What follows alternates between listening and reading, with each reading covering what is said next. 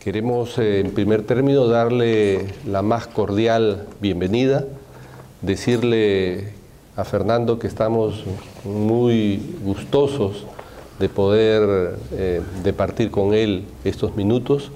Agradecer también a Elmer Arce, con quien hemos coordinado esta actividad. Ustedes saben que Fernando viene a un congreso internacional de negociación colectiva en el sector público que auspicia nuestra sociedad y organiza la Pontificia Universidad Católica del Perú, donde el profesor Valdés del Rey es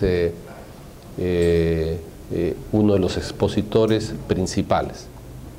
Bueno, Fernando no necesita presentación. Fernando se ha dedicado toda su vida a la universidad, ha sido presidente de la Sociedad Española de Derecho del Trabajo y actualmente se desempeña desde hace 4 años, cuatro años como integrante del Tribunal Constitucional Español. Así que mucho es lo que tiene que contarnos. Entonces, también dar la bienvenida a la profesora, quien también se referirá a algunos temas de conversación en lo que atañe a esta convocatoria. En consecuencia, damos pues la bienvenida a Fernando, le agradecemos su intervención y lo dejamos en el uso de la palabra. Cuando ayer me dijo Elmer que Adolfo era el presidente, pues me llevé una gran satisfacción porque te conozco desde hace cerca de 20 y tantos años y además yo sé lo que significa ser presidente de una sociedad nacional, socia a su vez de la Sociedad Internacional de Derecho de Trabajo y de la Seguridad Social.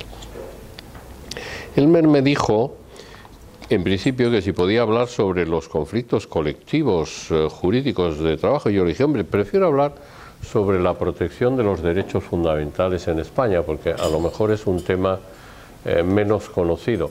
Y luego también me referiré algo a los conflictos colectivos. Voy a procurar contenerme en mi intervención. Y comienzo por el primer aspecto. La Constitución Española de 1978 establece, cuando concluye la regulación de los derechos fundamentales, una serie de,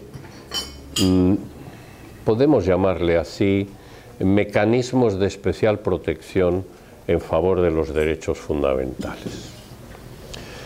Algunos de ellos son de todos los derechos fundamentales, otros, por el contrario, de algunos de entre ellos. Y ya me interesa decir que nuestra Constitución establece una clasificación de derechos fundamentales cuya consecuencia es apreciable en el terreno de la protección. Concretamente, estos mecanismos de protección son unos formales.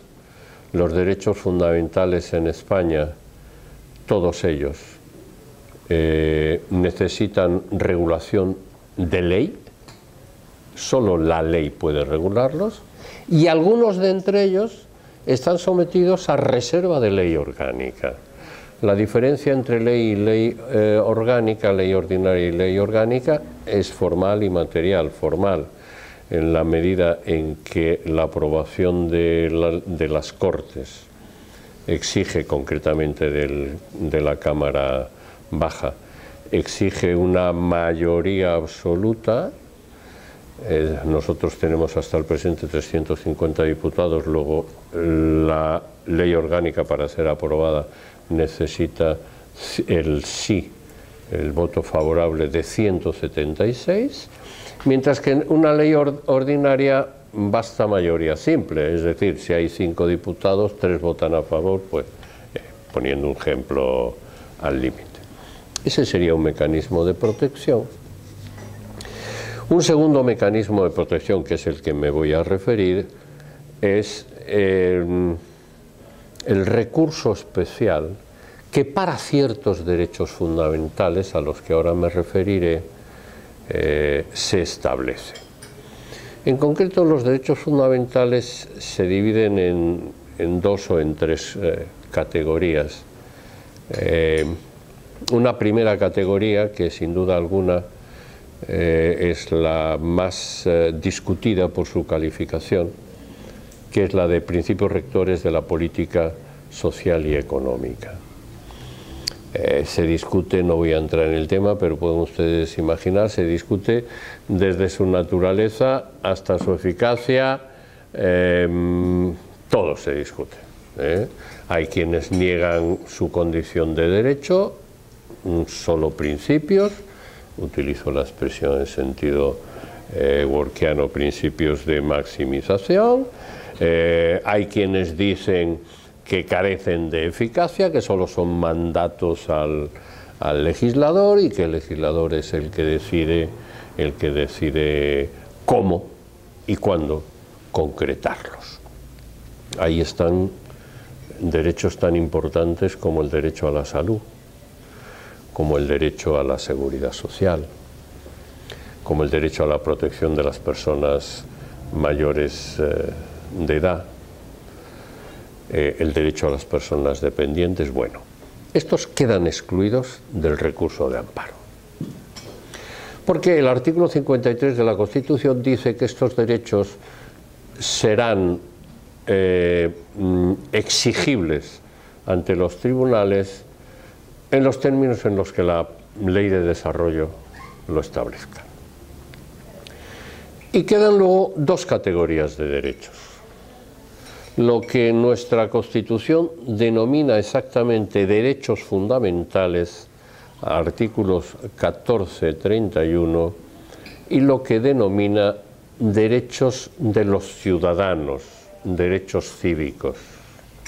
Pues bien, esta clasificación tiene también su efecto en el mecanismo de protección, porque solo los derechos fundamentales, no los derechos cívicos, van a poder ser protegidos a través del procedimiento del que me voy a ocupar. Nuestro Tribunal Constitucional, no obstante, desde siempre atribuyó la condición de derecho fundamental a ambos derechos, no solo a los formalmente o terminológicamente denominados así, también a los derechos ciudadanos, pero es la Constitución, no la ley, es la Constitución la que establece que solo los derechos comprendidos entre el artículo 14 y el artículo 31 pueden ser objeto del procedimiento de la protección especial. Ahí hay temas laborales importantes en ese capítulo.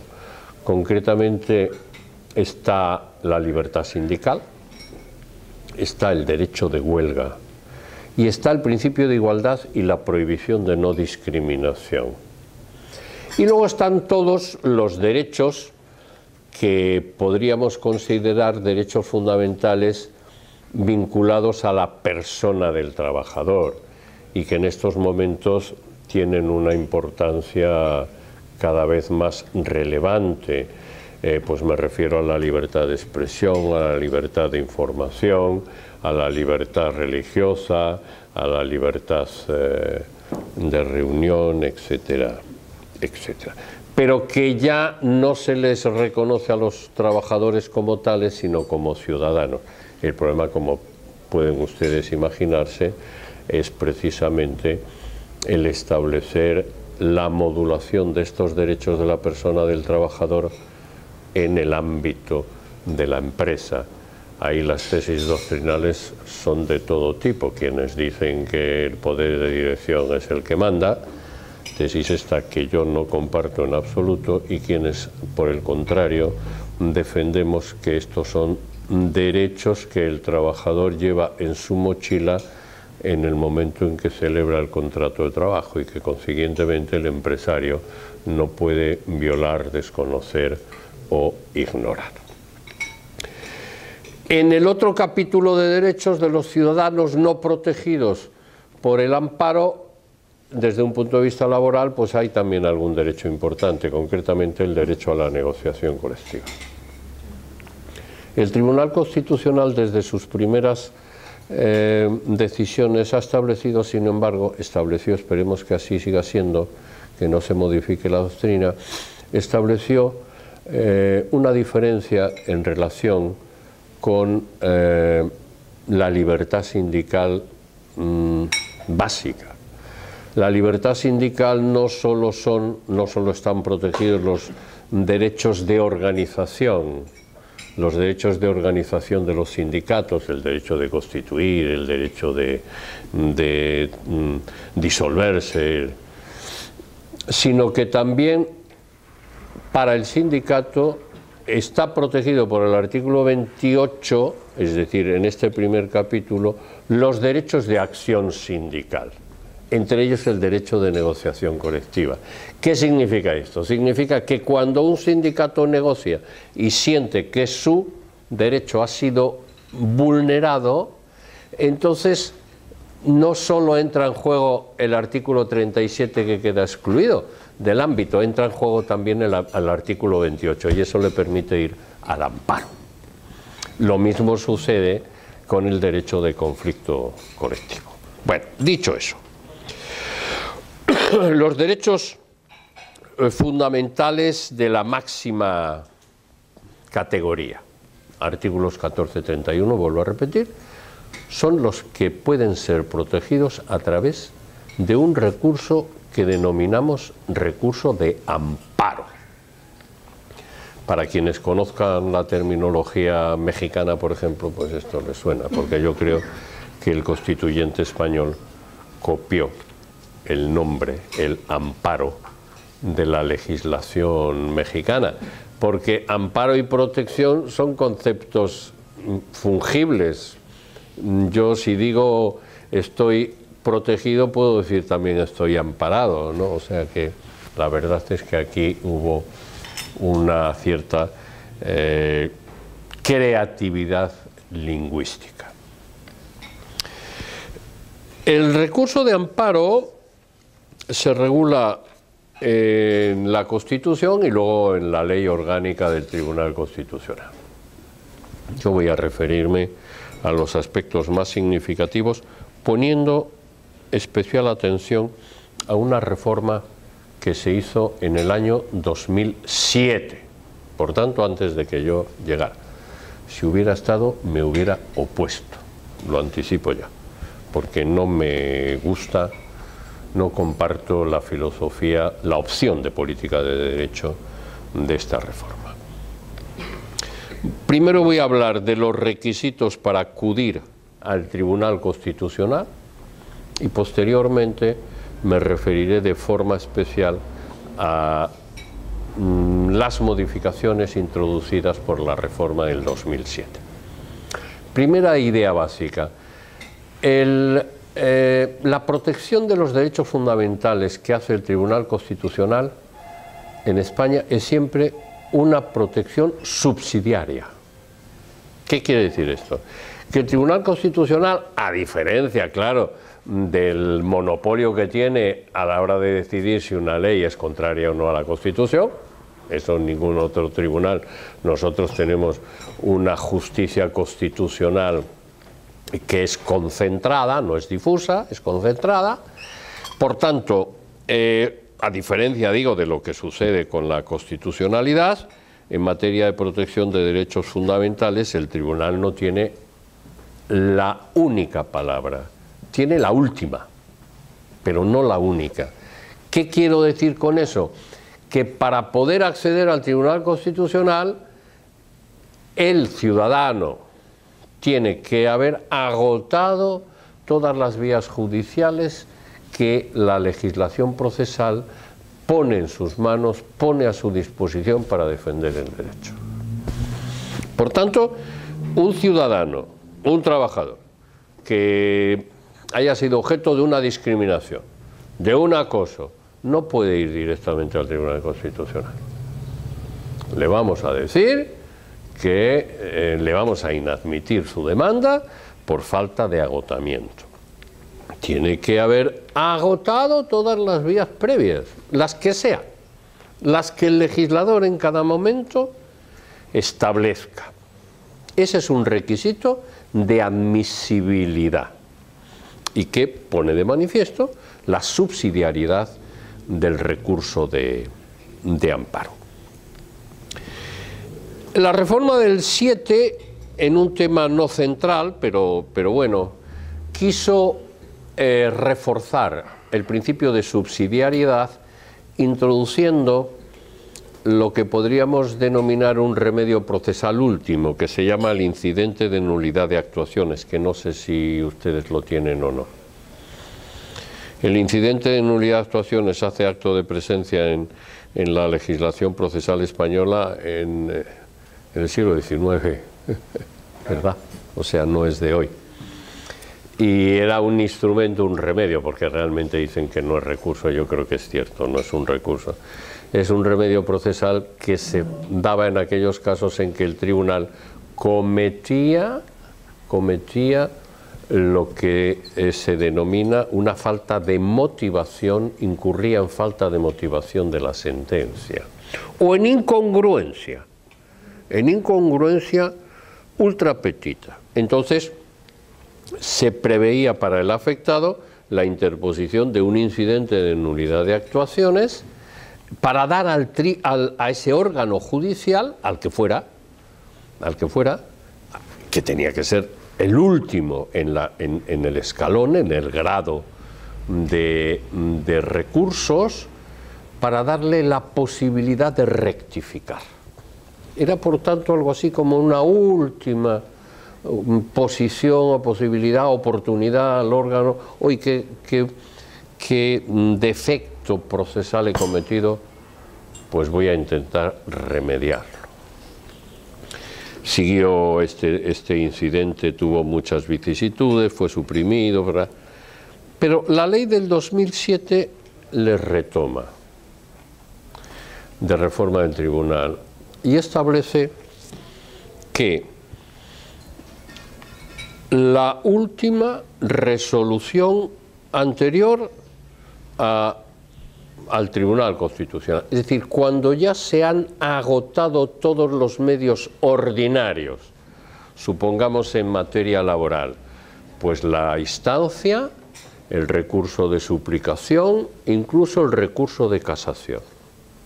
Cuando ya se han agotado, antes de esta reforma, ya directamente se iba al Tribunal Constitucional. Se había producido el agotamiento. Ahora, el interesado tiene, tratándose de la última resolución, la que sea, en la cadena, tiene que interponer un incidente de nulidad de actuaciones siempre que la lesión la impute a la última de las resoluciones que se haya dictado. ¿Qué se pretende con esto? Pues luego se lo diré, pero lo que se pretendía era frenar, rebajar, mitigar el altísimo número de recursos de amparo que llegaban al Tribunal Constitucional a través de este procedimiento de reforzamiento del principio de subsidiariedad. Después de casi 10 años se ha demostrado que este incidente, que este remedio procesal no ha servido de nada, nada más que, digamos, para retrasar la mayor parte de las veces el acceso al Tribunal Constitucional. ¿Por qué? Pues los procesalistas dicen que porque muy rara vez el órgano que dicta esa sentencia que se imputa a la lesión va a rectificar su criterio, que ya dicta una resolución, que ya tiene criterio y que por tanto la posibilidad de cambiar ese criterio pues es más que nada una posición ilusoria. Pero bueno, ahí estamos. Primer elemento que quería decir, la subsidiariedad. Segundo elemento, el objeto del recurso. El recurso se organiza o está previsto contra actos administrativos, situaciones de hecho también dice, pero bueno, actos administrativos o resoluciones administrativas, así como así como, por tanto, es simultáneo o es acumulativo, resoluciones judiciales.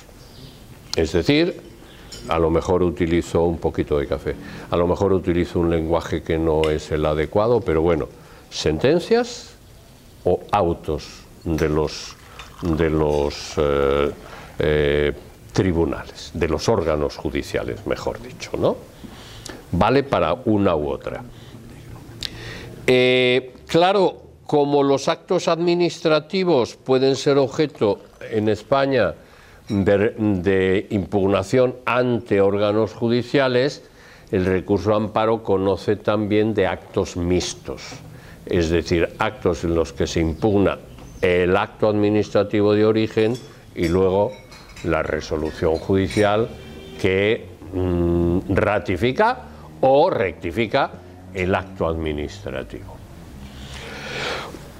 Esto pudiera hacer pensar que en España los derechos fundamentales en general no son derechos fundamentales, no son derechos que tienen una eficacia erga omnes. Porque claro, si lo que se recurre, si la lesión que se considera producida se imputa al acto administrativo o a la resolución, da la impresión de que el causante de la violación es el juez, es el órgano judicial. Y cuando todos sabemos que cuando se imputa la resolución al órgano judicial, es que la eficacia erga omnes de los derechos fundamentales es lo que los alemanes llamaron una eficacia mediata. Bueno, no voy a entrar en este debate, pero lo cierto es que el Tribunal Constitucional ha dicho que nuestros derechos fundamentales son derechos dotados de eficacia erga omnes, es decir, eficacia entre relaciones de particulares y no solo en un sentido vertical ascendente, que los particulares también pueden violar los derechos fundamentales y por tanto pueden ser protegidos a través de los mecanismos procesales especialmente diseñados para ello, y ha dicho que una cosa es la eficacia jurídica y otra cosa es el ámbito de objetivo del recurso de amparo, que en el recurso de amparo solo se puedan impugnar actos administrativos o resoluciones judiciales y que tengan que imputarse la violación a un acto administrativo o a una resolución judicial, no significa que el derecho fundamental esté privado de eficacia general que pueda ser imputada realmente en origen a un particular.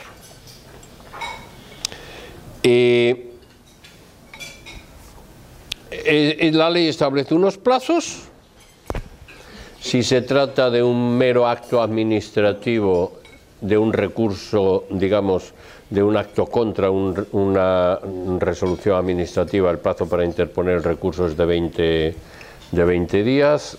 Si se trata de un recurso de amparo contra una resolución judicial o mixta, es decir, que la violación se impute tanto al acto administrativo como a la resolución judicial, el plazo entonces es de 30 días. Ven ustedes, son plazos muy cortos, relativamente cortos. Y entonces hablo ahora de la reforma del 2007, ya para terminar esta parte. Y antes unas consideraciones de tipo, si quieren ustedes, de sociología forense o sociología judicial. Desde finales de los años 80, los recursos de amparo interpuestos ante el Tribunal Constitucional experimentaron un formidable incremento.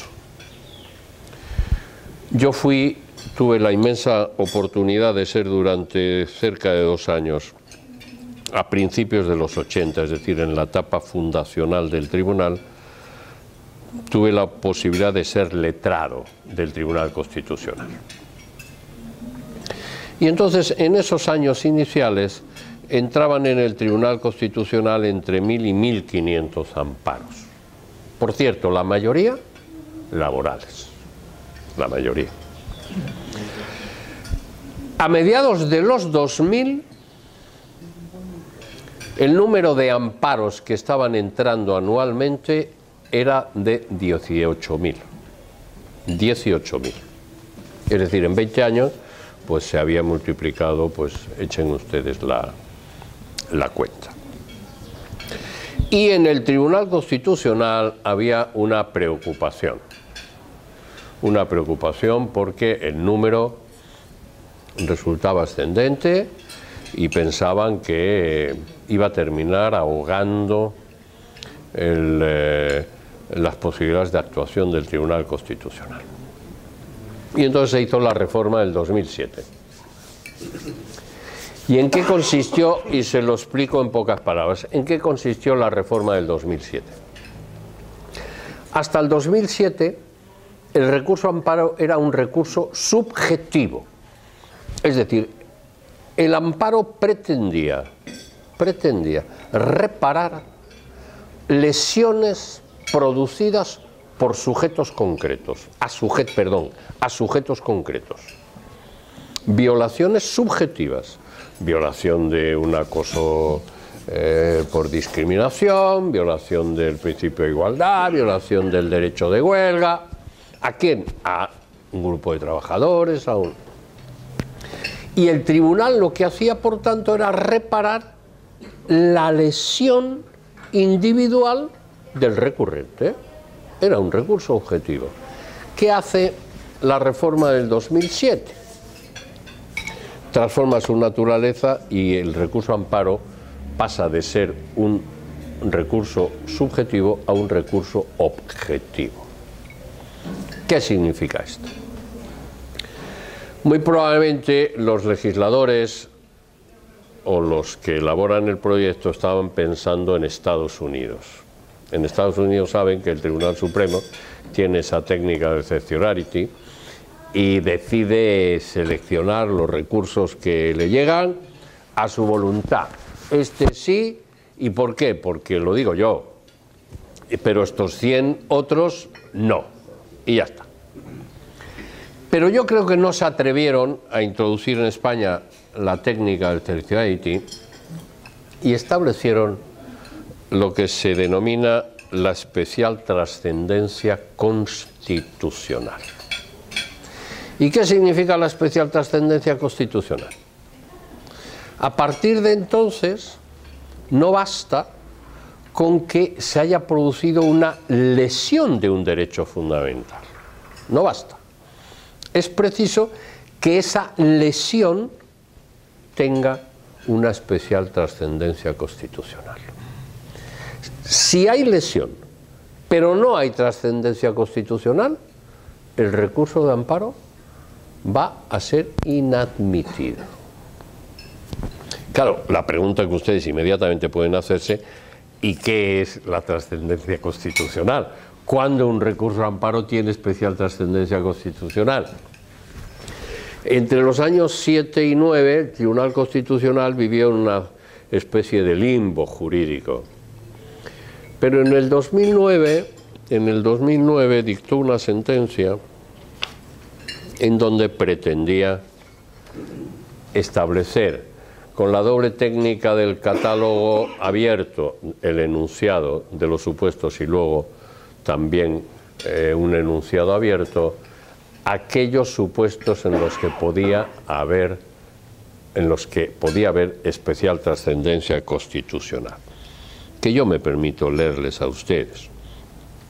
Cuando un recurso plantea un problema o una faceta de un derecho fundamental sobre el que no haya doctrina, cuando el recurso de ocasión al Tribunal Constitucional para aclarar o cambiar su doctrina, cuando la vulneración del derecho fundamental que se denuncia provenga de la ley o de otra disposición, lo que nosotros llamamos constitucionalidad mediata, porque ahí lo que dice el recurrente es que la violación se lo ha producido una ley que es contraria a la Constitución. O sea, no estamos ante un recurso de inconstitucionalidad propiamente dicho, sino ante un recurso de amparo que es constitucionalmente, cuya imputación se efectúa a una norma. Cuando la doctrina del Tribunal Constitucional que se alega esté siendo incumplida de modo general y reiterado por la jurisdicción ordinaria, nuestra ley establece la obligación de que la doctrina del Tribunal Constitucional, la jurisprudencia, tiene que ser aplicada por todos los tribunales y consiguientemente un incumplimiento. En el caso de que cuando un órgano judicial incurra en una negativa manifiesta al deber de acatamiento, luego les diré una y otra, las consecuencias a mi juicio paradójicas, o en fin, el supuesto abierto, cuando el asunto suscitado sin estar incluido en ninguno de los supuestos trascienda del caso concreto porque plantea una cuestión jurídica de relevante y general repercusión social o económica o tenga unas consecuencias políticas generales. Bueno, si el tema no es susceptible de encuadrarse, si el recurso no es susceptible de encuadrarse en alguno de estos supuestos, se inadmite de entrada. Aunque, insisto, aunque haya lesión, aunque haya lesión, pero mire usted, pongamos un ejemplo muy frecuente. Este tribunal ha dicho hasta la saciedad los términos en que los jueces tienen que notificar toda documentación que salga de sus juzgados. En España hay una notificación que se hace por edictos. Es decir, la notificación por edicto significa que el juez dice, ale, que se publique en el Boletín Oficial del Estado, y ya el particular no la recibe en su domicilio. Pues hemos dicho, este tribunal ha dicho, perdón, que la notificación por edictos no tiene que ser la última ratio, es decir, cuando el órgano judicial haya efectuado de manera razonable, haya agotado de manera razonable todas las posibilidades para que se notifique en el domicilio personal. Si no lo logra, entonces puede acudir, y no, como antes se hacía, se enviaba la notificación al domicilio personal y si no lo recibía, por edictos.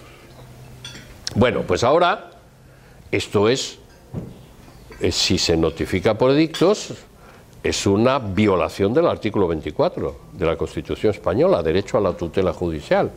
¿Merecería el recurrente el amparo nuestro? Ahora no, porque el tema ya no tiene trascendencia, porque lo hemos dicho, el tribunal lo ha dicho hasta la saciedad, porque ya hay doctrina, porque no se trataría de cambiar la doctrina, salvo que cambiase. Pero si se trata de reiterar la doctrina establecida, lo sentimos, pero me llama la atención, y a mí siempre me ha llamado la atención esos dos de los supuestos que les he mencionado. Un supuesto sería, cuando la doctrina del Tribunal Constitucional está siendo incumplida de modo general y reiterado. Incumplimiento por un órgano judicial de modo reiterado de la doctrina del Tribunal Constitucional. Por ejemplo, el habeas corpus. El habeas corpus, muchos jueces en España se les presenta el habeas corpus y deciden no tramitarlo. ¿Por qué? Porque dicen, este cometió el delito, pero oiga ¿usted no sabe que el habeas corpus no es para saber si se cometió o no se cometió el delito? ¿Que eso vendrá luego? Bueno, eso lo ha dicho el tribunal, o sea, hasta no sé qué. Este sería un supuesto. Pero observen ustedes, este sería reiterado tal, y el otro dice, en el caso de que un órgano judicial incurra en una negativa manifiesta ¿Qué es lo que están haciendo los órganos judiciales? No dicen manifiestamente que se niegan a aplicar la jurisprudencia del Tribunal Constitucional, la aplican de entrada, con lo cual cierran la posibilidad del recurso de amparo. ¿Me explico? Bueno, ¿qué consecuencias ha tenido esto? Los amparos, desde que se introdujeron los dos elementos de la reforma, el incidente de nulidad de actuaciones y la especial trascendencia, pues empezaron a descender en el 2007 y en estos momentos, en el 2015, estamos en el entorno de los 9.000 amparos. Es decir, ha bajado el número. Ha bajado el número. Para su conocimiento, de los 9.000 amparos, la mitad son penales, algo más de la mitad. Hoy el Tribunal Constitucional consume casi todo su tiempo a la hora de estudiar los amparos en materia penal. Un 20 y tantos % es contencioso administrativo, estamos en el entorno del 80%, un 12% es un tema muy importante en España en estos momentos de inmigrantes, importantísimo, sobre todo en lo que se refiere a la expulsión de los inmigrantes que se encuentran en situación irregular. Un 5% es civil y una pequeñísima cantidad es laboral. Ustedes se pueden preguntar, ¿y qué pasa? Pues tienen muchas razones, pero yo les voy a decir una que a mí me parece positiva. Los jueces laborales en España tienen plenamente asumido el derecho constitucional, la justicia constitucional, la doctrina constitucional. A diferencia de... Por eso, porque el Tribunal Constitucional fue en materia laboral, digamos, pionera en derecho a la tutela judicial. Y hoy los asuntos que llegan al Tribunal Constitucional en materia laboral son importantes, muy importantes, pero son escasos. De los 8.500 amparos que entran en España, se admiten, entran en el tribunal, se admiten entre el 2 y el 2,5%. Y del 2,5% que se admite, pues se estima aproximadamente la mitad. Esa es la situación. Así que la reforma sí ha logrado. Y además ahora se le ha dado una vuelta de tuerca en contra de mi criterio, tengo que decirlo, porque hasta hace poco el tribunal reconocía que era él el que detectaba o podía seleccionar la trascendencia constitucional. Y ahora se dice, el tribunal ha decidido que la trascendencia constitucional solo puede ser aquella que el recurrente mencione.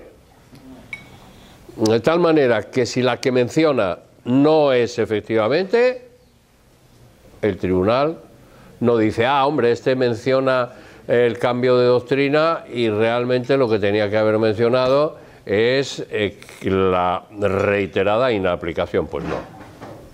Antes sí se hacía y ahora no. Bueno. Yo llevo casi 35 minutos, sin casi algo más de 35 minutos, dejo este tema y 2 minutos para los conflictos colectivos jurídicos, que son un dispositivo francamente bueno de nuestro país, porque evita, claro, es como se pueden ustedes imaginar, las demandas masivas de trabajadores. El conflicto colectivo exige, en su concepto, está en su concepto, exige que esté involucrado un interés colectivo. Y ustedes inmediatamente me pueden decir, ¿qué es interés colectivo? Nuestro Tribunal Supremo lo ha dicho. El interés colectivo se diferencia del interés individual y del interés plural. Es decir, lo colectivo no es suma de intereses individuales, sino que trasciende el interés individual y es algo que afecta a todos ellos en su conjunto sin que ninguno de ellos se vea especialmente afectado o privilegiado, sino que es la categoría, el colectivo, el grupo de trabajadores, el titular o el afectado por ese interés colectivo. Se pueden ustedes imaginar que este es un concepto pues que ofrece casi siempre algún motivo de reflexión a los tribunales.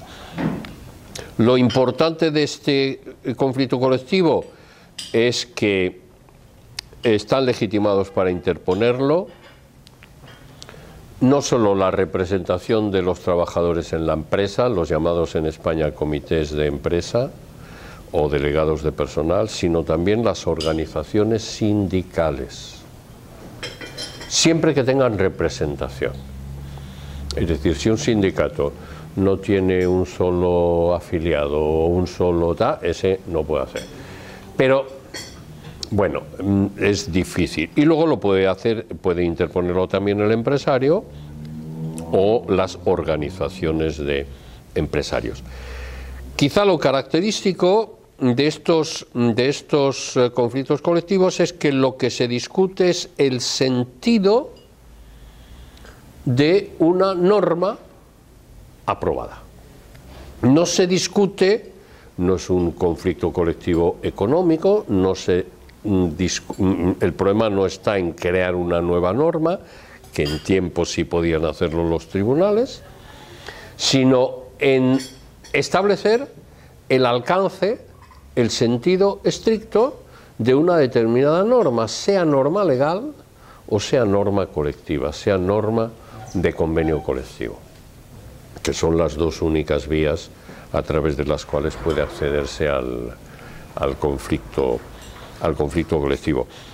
El conflicto colectivo, una vez que se presenta la demanda, si se han presentado demandas individuales, las suspende, quedan en situación de suspenso. Y luego la sentencia tiene fuerza de obligar y además fuerza de cosa juzgada. Es decir, ya no se puede plantear individualmente una vez que hay sentencia en materia de despidos colectivos.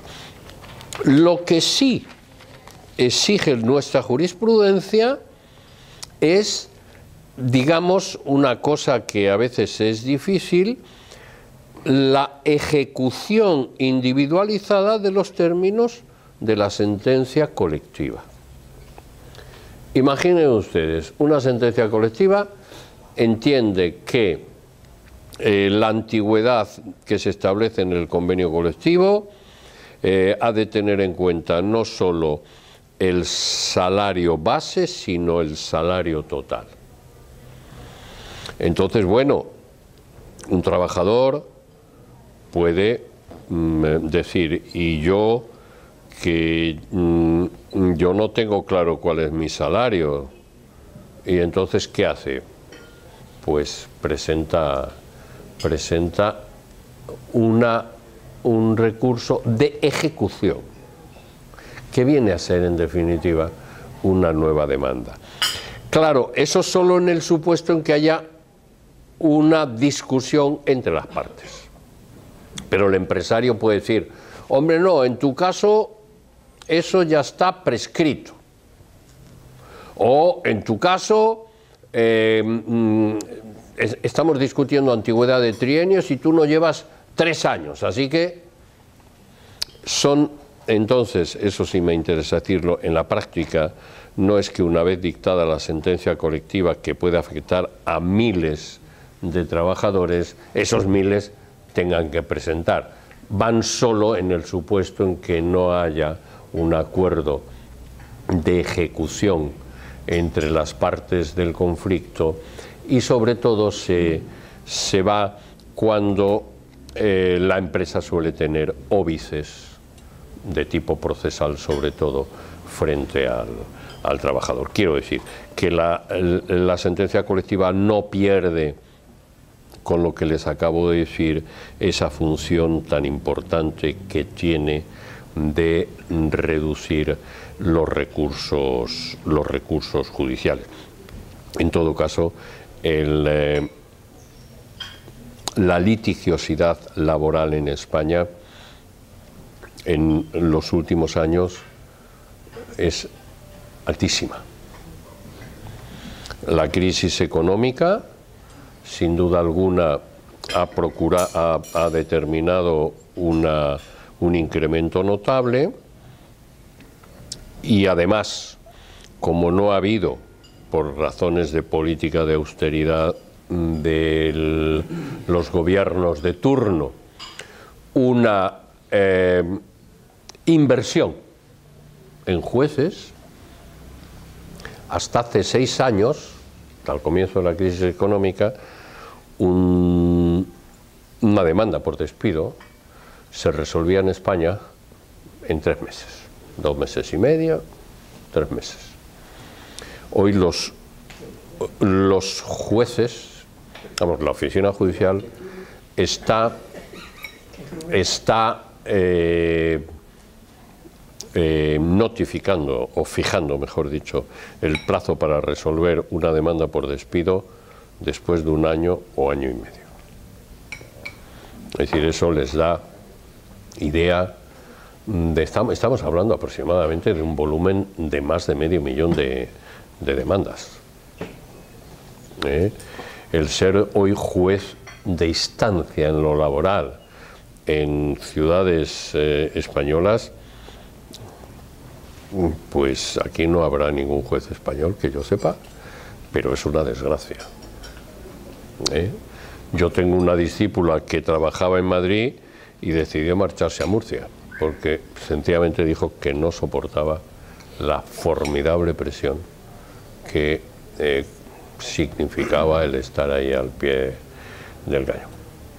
Porque son 30 y siguen siendo 30, por ejemplo, ¿no? O 50 y siguen siendo 50, pero oiga, si se ha multiplicado por no sé cuánto, pues... Bueno, yo 45 minutos, punto final. Luego, si hay debate, pues con mucho gusto lo que ustedes me quieran preguntar. Y ahora me voy a tomar la leche.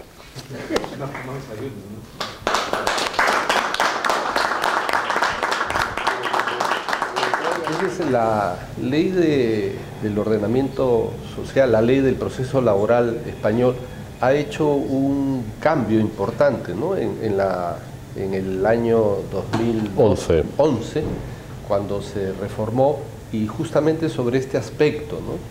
Que es que a través del proceso de conflicto colectivo jurídico se podía obtener una sentencia declarativa, ¿no? Siempre se obtiene una sentencia declarativa. Claro. Es lo que yo dije, las sentencias declarativas exigen ejecución, pero cuando la ejecución... Claro. Eso es. Claro, pero digamos que un sentido de la reforma, y en esto te quisiera pedir tu opinión e información sobre todo, que tengo entendido que ahora, en la medida en que se identifique el colectivo y se señalen determinadas características, se permite la posterior individualización del afectado, y también se establece lo que es la ejecución colectiva, lo que supone que luego de haberse pronunciado el juez sobre el sentido de una norma, sea legal o convencional, y las gratificaciones deben de pagarse incluyendo no solo el salario básico, sino tales y cuales todos, por ejemplo, ¿no? Por ejemplo, que esa sentencia declarativa no necesite posteriores demandas individuales, tal como ahora lo establece en nuestro artículo 18, que se establece una sentencia declarativa. El procedimiento no dice cómo obtener esa sentencia declarativa, pero en fin, después de esa sentencia declarativa que tiene autoridad de cosa juzgada, se pueden hacer posteriores acciones individuales de ejecución de derechos donde ya no se discute el tema de fondo, sino se señala los posibles óbices. Eso es. Reintegro económico, exactamente, ¿no? exactamente. Entonces, tengo entendido que la reforma laboral del 2011 ha mejorado esta situación, convirtiendo esta sentencia declarativa con una con pretensiones con pretensiones de ejecución colectiva, individual, pero colectiva, ¿no es cierto? Sí, o sea, sí. se le da a la empresa, se le dice, esta ley tiene que interpretarse así. Ahora, usted calcule los reintegros, usted tiene la información, usted calcule los reintegros que le corresponde al trabajador, se pone esto en conocimiento del sindicato accionante, dice lo que tenga que expresar y de esta manera se agiliza la ejecución que ahora es colectiva y no individual. Vamos a ver, sí. Bueno, de entrada, en España es impensable que el acto de conciliación sea, digamos, muy anterior al acto de juicio, porque son inmediatamente subsiguientes. O sea, la conciliación, falla la conciliación y es el juicio. Por tanto, no es unidad de acto, pero es inmediatamente posterior. El juez dice, no son dos audiencias. No hay conciliación, iniciamos el proceso. Por tanto, eso sería, bueno, pues como el abreviado.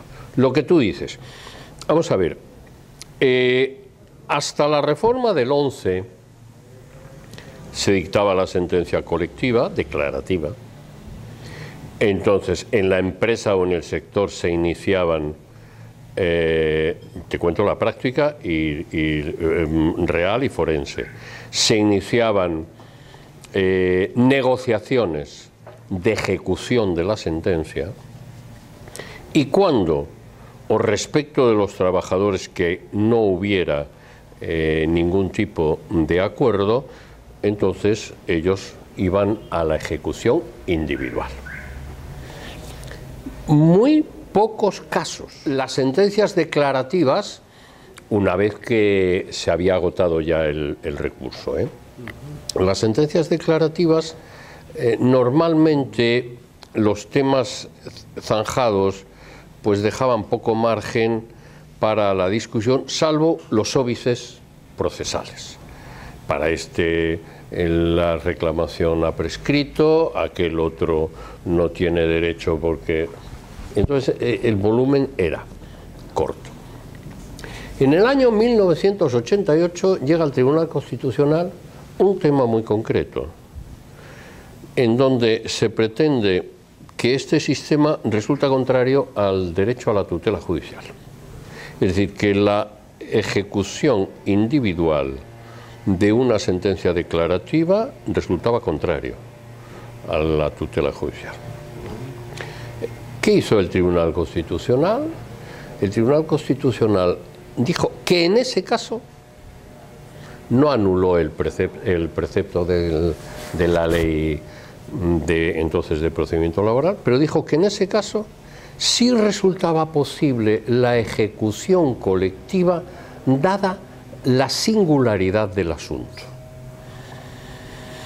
Y el legislador en el año 2011 lo que ha hecho es, en buena parte, trasladar a la ley el contenido de esa sentencia y permite ejecuciones colectivas cuando, literalmente, no haya duda alguna sobre el contenido de la sentencia declarativa. Entonces sí es posible la ejecución colectiva. Entonces el sindicato va y dice, aquí está la relación de trabajadores, aquí está la sentencia, aquí está la relación de trabajadores, usted declare que de esta forma todos los trabajadores van a percibir. Claro, no es siempre fácil eso, pero sí se están produciendo ya supuestos de ejecuciones colectivas, lo que evita el que se presentasen reclamaciones individuales diciendo yo tengo una sentencia colectiva y reclamo porque mi empresario me ha dicho que no. Pero efectivamente la legislación española introdujo esa excepción a la exigencia de una ejecución singularizada de las sentencias declarativas en materia de conflictos colectivos. No sé si me he explicado. Muy bien. Yo guardaba para el final una sorpresa que quería darte. Recientemente el Consejo Directivo de la Sociedad Peruana de Derecho de Trabajo ha acordado por unanimidad recomendar a la Asamblea de Asociados tu incorporación como miembro honorario de esta sociedad, de manera que muy pronto te podremos dar la credencial. Para nosotros es un honor poder tenerte dentro de nuestros miembros honorarios y decirte que tu nombramiento como tal está en proceso, ya se ha iniciado y requerimos sí de un acuerdo de la Asamblea General, que estas se realizan un par de veces al año, y en la próxima asamblea te podremos ya transmitir la buena noticia, en definitiva, que esto se ha aprobado. Lógicamente es solamente un mero trámite y estamos seguros pues, que todos los asociados con beneplácito darán su voto a favor. Pues hombre, me siento profundamente honrado con vosotros y con algunos miembros de la asociación, de la sociedad. Pues he mantenido una relación larga ya en el tiempo. Me siento muy honrado, francamente, y pienso que, bueno, que estas son cosas que van surgiendo de vez en cuando debido a que uno se va haciendo mayor, claro. O sea que muchísimas gracias, de verdad, en la asamblea, dad las gracias a vuestro compañero, y poco más tengo que decir. No diré eso de que no me lo merezco, porque no sé si me lo merezco o no me lo merezco. En todo caso, lo recibo con los brazos abiertos, Adolfo.